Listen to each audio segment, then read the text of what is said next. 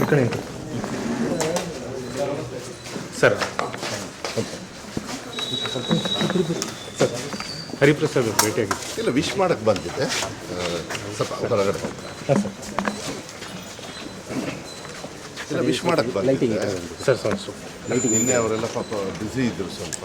ಹಾಂ sir. So ಬೆಳಗ್ಗೆ ಬಂದು ಹೋಗಿ ಅಂತ ಹೇಳಿದರು. ಸುಮ್ಮನೆ ವಿಶ್ ಮಾಡೋಕ್ಕಷ್ಟೇ, ಮತ್ತೇನೆ. ಇನ್ನೇನು ಸರ್ ಬೇಳೂರು ಇಲ್ಲ, ಇಲ್ಲ. ಅಸಮಾಧಾನ ಇತ್ತಲ್ಲ. ಅವರೇ ನಿನ್ನೆ ಹೇಳಿದಾರಲ್ಲ, ಸ್ವಲ್ಪ ಬೇಜಾರಿರ್ತದೆ ಸ್ವಲ್ಪ.